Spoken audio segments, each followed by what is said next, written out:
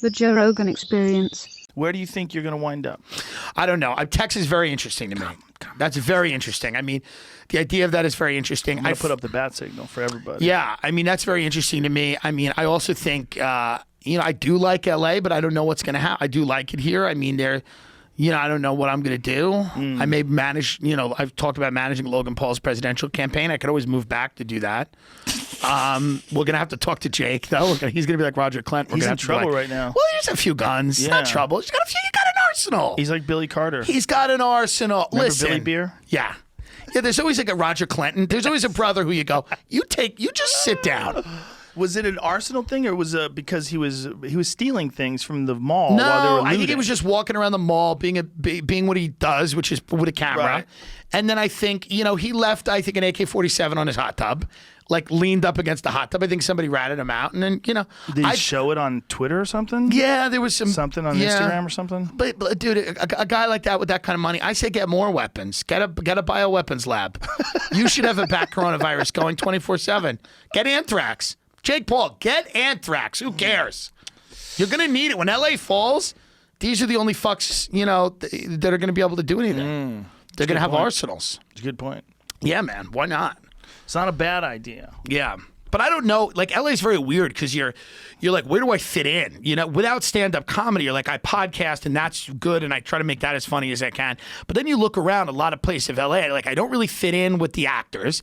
And I'm not really one of these kids that's really like a social media guy.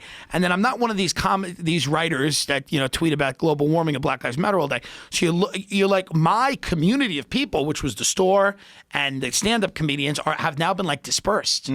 So it's like a weird, like I'm like a man without a country. Yeah, I feel like that too. And I want to be adopted by one of these, like someone come in here, like one of these big YouTubers. I don't care. Anybody. One of these guys that walk around, like hype beasts and these crazy shirts and everything. I'll be one of those guys. Just someone knock on my door. Why don't you start your own thing? Well, I mean, golf shirts and just screaming. Yeah, just polos, just like this, just ill-fitting polos. Yeah, ill-fitting polos for the American racist. Polos are a weird choice, Peter. Like, why is it that is like it's the only thing I wear? Golfer dorks wear. You know what it is? I've always wanted to look like I've had money, and I've never looked like it.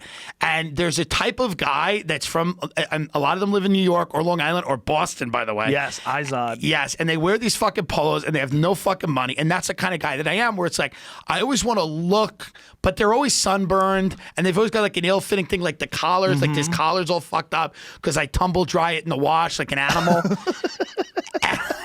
I look like a golf pro who's failed at everything. And his wife laughed like John Daly's brother. Yeah. I mean, but that's the look. And when you have the look, you just honor the look. The Izod look. I remember when I was a kid, I had fake Izods. We couldn't afford alligator. Okay, so what was it? You have like an armadillo, a bullshit thing that you buy from like some stupid department store. Yeah. And guys would glue an alligator over it. Oh, really? Suppressing. Oh, that's rough. Yeah, guys they would fake it. You made it out, but